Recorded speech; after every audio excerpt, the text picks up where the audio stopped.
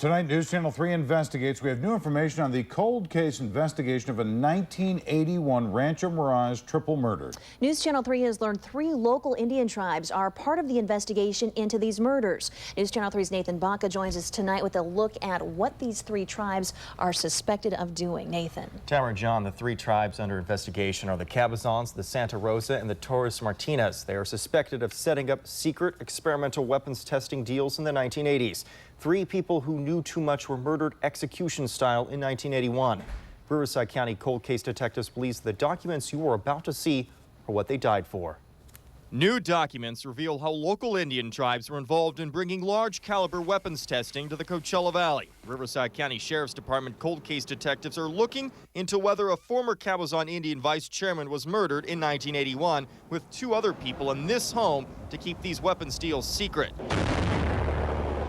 An experimental electromagnetic weapon called a railgun was on the testing list. Documents show a 1980s business partnership between the Cabazon Band of Mission Indians and security contractor Wackenhut to form Cabazon Arms. This is Santa Rosa Mountain, near Highway 74, where the secret weapons testing was meant to take place. Newly uncovered documents show the Santa Rosa Band of Indians was working with the Cabazon Indians. They plan to build the experimental weapons in the mountains south of Pinyon Pines. To find out more about railguns, we talked to UC Riverside physics professor Dr. Harry Tom. A railgun is an electric-operated gun. It uses only a battery, and you send electricity through the projectile itself, and you make it propel. This recent video from U.S. Navy weapons testing shows how gunpowder isn't needed to hurl a giant bullet at supersonic speeds. It is the future of artillery, but it's so hard to perfect, it's been tested for 30 years. We asked the Santa Rosa Band of Indians if pursuing weapons testing requiring enormous amounts of electricity and environmental dangers fits in with its promise to protect the natural resources of sovereign tribal land. The tribe has not responded. Additional documents show the Torres Martinez tribe granted Cabazon Arms Company the right to test large-scale weapons on 30,000 acres near the Salton Sea. Torres Martinez tribal leadership have also not responded to our questions.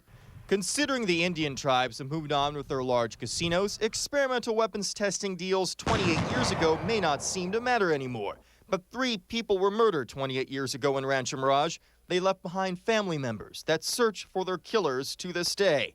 Many of the small-scale weapons testing were later used for the Nicaraguan Contra guerrillas that became the focus of the Iran-Contra scandal in the 1980s.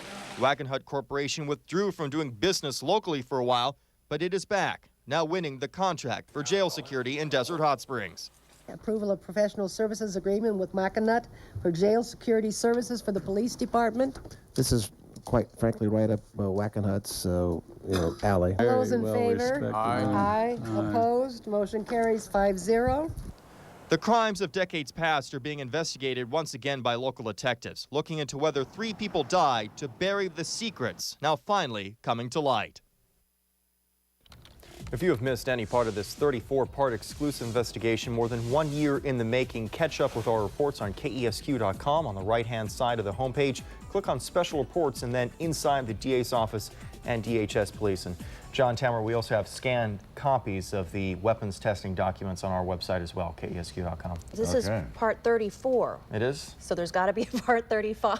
There is. We already actually have some information about who the prime suspect is in the cold case murder investigation. We do have some information about who the detectives are looking at specifically, and that information is going to be pretty eye-opening. We'll look forward to that. Thanks, Thank you, Nathan. Your first alert forecast is up next right here on News Channel 3 at 11.